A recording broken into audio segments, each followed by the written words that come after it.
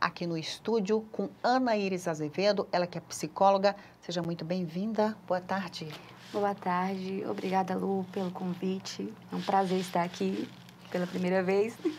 Antes de mais nada, Ana, explica pra gente o que essa data representa, dia 10 de setembro, dia de luta contra a gordofobia. Essa data é um marco importante pra gente, né? Principalmente para quem já passou por isso e para quem passa. Porque dá a visibilidade necessária para a causa que fica muito tempo esquecida. Então, traz ali à tona a necessidade de respeitar o outro e que existe o preconceito. Existe o preconceito, existe aquele estigma, existe também muito julgamento de apontar para o outro, né? Às vezes, quando nem olha para si. Vamos entender, então, o que de fato é a gordofobia? É um preconceito, é uma forma de julgar o outro, de ofender o outro, né? Então, criou-se o nome gordofobia para isso. Então, quando a pessoa não olha para quem de fato o outro é e só para o que está externo, pelo sobrepeso, ali já gera um preconceito. Ah, fulano é gordo, fulano é uma baleia, fulano é isso, fulano é aquilo, por estar no sobrepeso. Então, traz ali já aquele preconceito, o preconceito de quem aquela pessoa é, sem antes conhecer, sem entender que aquilo ali é uma vida, é uma pessoa com sonhos, é uma pessoa com problemas, com pessoas com muitas qualidades, além do defeito que o outro está colocando, medindo por sua própria régua. Porque tem aquele o corpo perfeito que a sociedade coloca, né? Impõe o corpo perfeito. O corpo perfeito ele tem que ser magro, o corpo perfeito ele tem que ser malhado, ele tem que ser assim, tem que ser assado, mas não condiz com a realidade, né?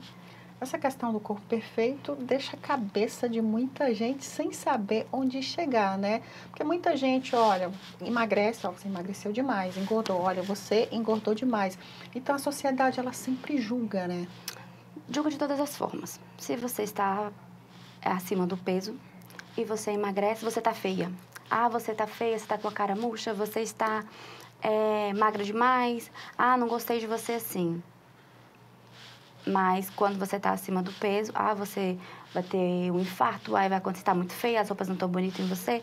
Então, já a pessoa que está naquela condição, ela já tem um sofrimento.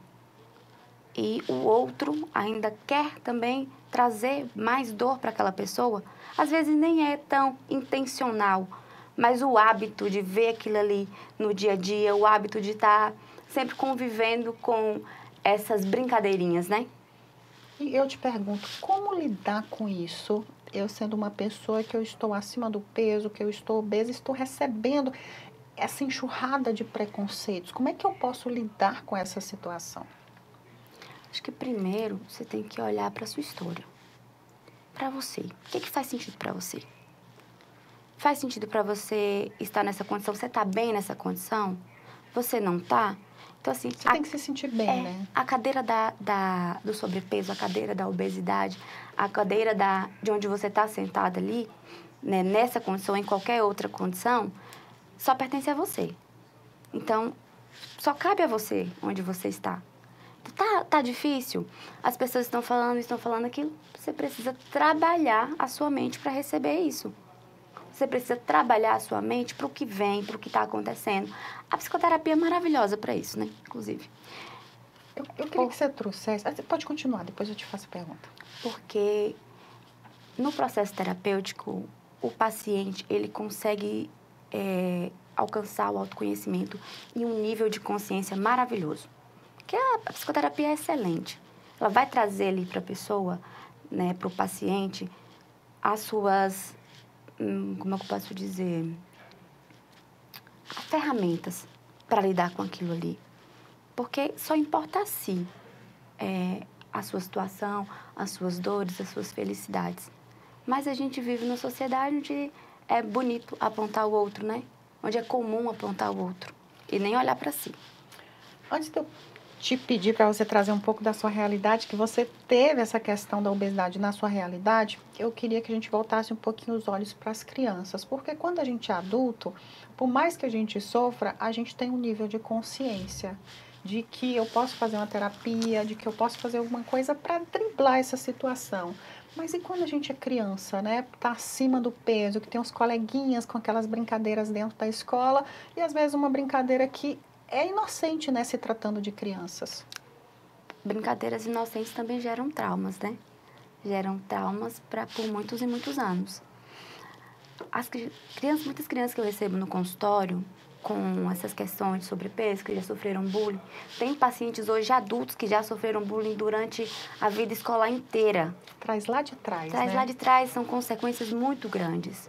Então, para essas crianças que estão nessa condição, é interessante que os pais saibam como conduzir. Porque tem pessoas que têm aquele ali é o seu biotipo, ali é o seu corpo, daquele jeito. Então, os pais podem direcionar a criança a entender, a se entender, a entender o seu corpo e aceitar como é. Aceitar não quer dizer que eu vou ficar naquela condição para sempre, mas aceitar quer dizer Gostar de que si. eu gosto de mim, então que eu aceito essas gordurinhas que estão saindo aqui e que estão sobrando e a partir dali eu vou descobrir o que eu quero fazer. É se aceitar, então. Eu queria que você trouxesse agora a sua realidade. Você foi obesa. Como é que foi para você essa transformação? Se você sofreu muito, até mesmo porque tem muita gente que está acompanhando a nossa programação que pode se identificar com a sua realidade. Eu sempre estive em sobrepeso. Desde criança, sempre fui gordinha. Com o passar dos anos, eu tive algumas questões hormonais.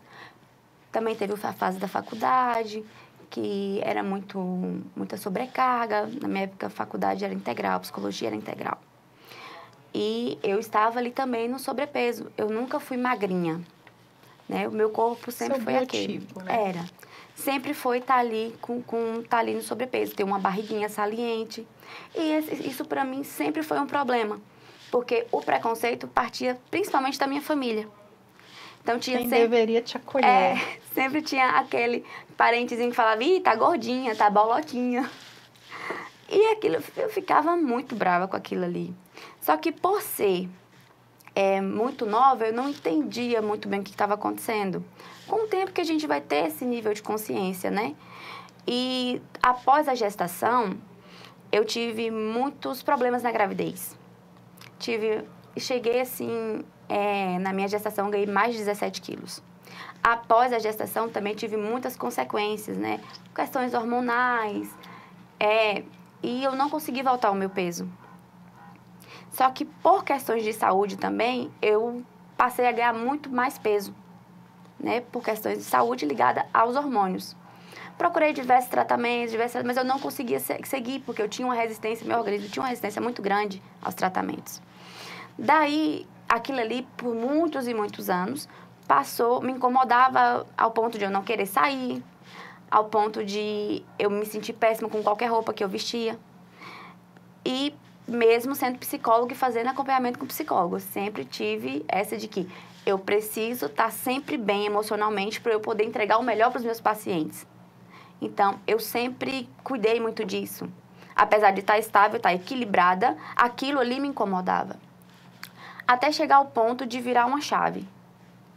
Não. É o que todo mundo precisa quando chega nessa situação. Aí eu pensei assim, eu falei, eu já tentei isso, eu já tentei aquilo, eu já tentei diversos tipos de acompanhamento. Mas tem algum que eu não achei ainda, eu vou procurar. Então, eu fiz todo um acompanhamento com médicos, principalmente com terapeuta, porque sem a terapia eu não conseguiria. A virada de chave foi aqui, foi né? Aqui. Foi na cabeça. Foi na cabeça. Então, assim, eu acabei me acomodando também a estar naquela zona de conforto. E toda vez que eu tentava sair da zona de conforto, né? Nosso cérebro, ele é fantástico, ele é muito inteligente. Então, o que ele fazia? Ele me puxava, mulher, aqui a gente sabe o que você está sentindo. Mas dali em diante a gente não sabe, então bora ficar aqui. Então, eu desistia. Eu sofria e desistia. Até encontrar uma equipe muito boa, principalmente com o terapeuta, porque sem a terapia eu não conseguiria. Que é o que a gente volta lá no início da entrevista que você falou, a terapia é fundamental, né? Queria muito agradecer a sua participação, Ana, muito obrigada. Eu que agradeço.